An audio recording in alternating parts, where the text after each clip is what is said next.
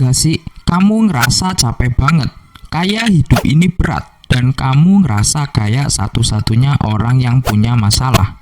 Kalau iya, tenang, kamu nggak sendirian. Serius, semua orang, bahkan yang kelihatannya bahagia, punya masalah mereka sendiri. Tapi kenapa ya? Kadang kita ngerasa orang lain tuh hidupnya mulus-mulus aja. Ya karena kita cuma ngelihat highlight hidup orang. Kita nggak tahu perjuangan di balik senyum mereka. Sosial media itu sering nipu, yang ditampilin cuma enaknya aja. Padahal bisa jadi mereka juga nangis di malam hari, sama kayak kita. Emang semua orang punya masalah ya? Semua orang pasti punya masalah. Contoh nih, Raffi Ahmad, di balik kehidupannya yang mewah dan serba ada, dia pernah ngalamin tekanan mental karena kerja terus-menerus tanpa istirahat. Sampai akhirnya dia memutuskan untuk cuti dari dunia hiburan demi kesehatan fisik dan mentalnya. Nah, dari situ dia belajar bahwa istirahat juga penting dan uang nggak bisa beli ketenangan hati. Contoh lagi nih, Deddy Corbuzier juga punya cerita. Dulu dia sempat jatuh sakit karena gaya hidup yang nggak sehat. Bahkan dia pernah vakum dari dunia hiburan karena kondisi kesehatannya parah banget.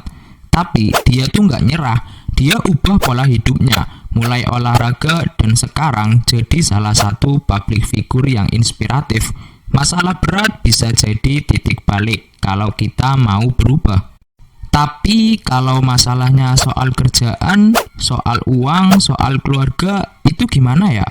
Nah, justru itu yang paling sering.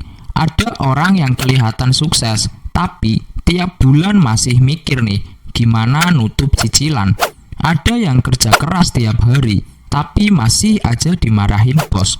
Bahkan, ada juga yang di rumah ngerasa kesepian, padahal tinggal serumah sama banyak orang. Masalah tuh nggak selalu kelihatan dari luar ya. Terus kita harus gimana nih?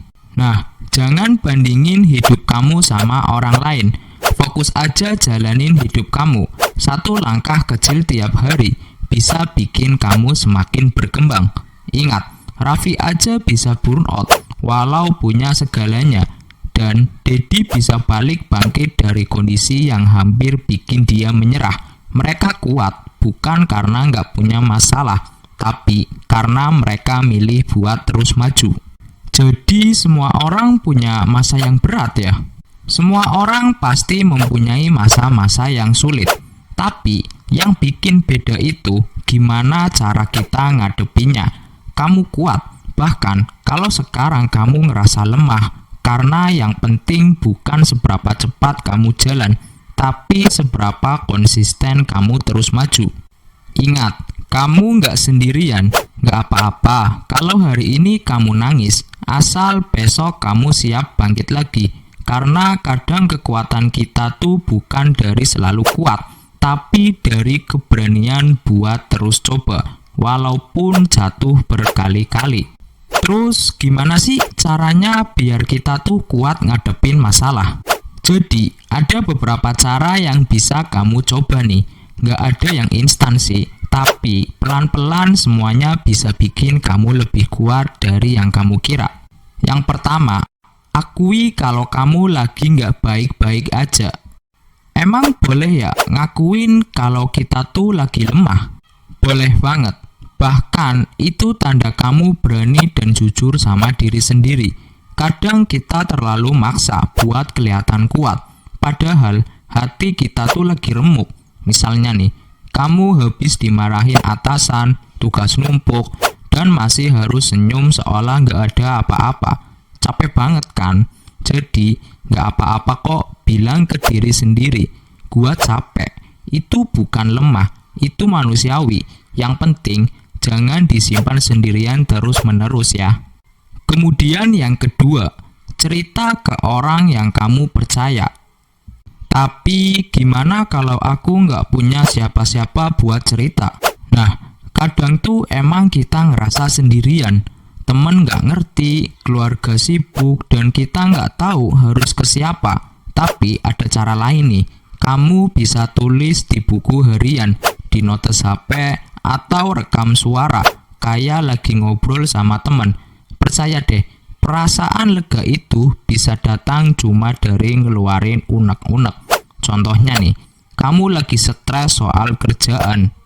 Tulis aja semua yang kamu rasain tanpa sensor. Gak ada yang nilai. Yang penting hati kamu tuh gak penuh terus dan gak banyak tekanan. Yang ketiga, bandingkan dirimu sekarang dengan dirimu yang dulu, bukan orang lain. Maksudnya gimana sih? Nah, maksudnya jangan lihat hidup orang lain kayak highlight Instagram doang. Kamu nggak tahu perjuangan mereka. Fokus aja ke dirimu sendiri. Coba ingat lagi, dulu kamu pernah juga kok ngadepin hal susah, putus cinta, gagal ujian, ditolak kerjaan. Tapi nyatanya kamu masih bertahan sampai sekarang kan? Nah, ini tuh bukti bahwa kamu tuh lebih tangguh dari yang kamu pikir. Nggak usah sempurna, cukup jadi versi yang lebih kuat dari kemarin aja. Kemudian yang keempat, fokus sama hal kecil yang bisa kamu kontrol. Tapi kalau masalahnya besar banget, gimana? Nah, kalau masalahnya segede gunung, jangan langsung mikir harus nanjak sampai puncak sekarang juga.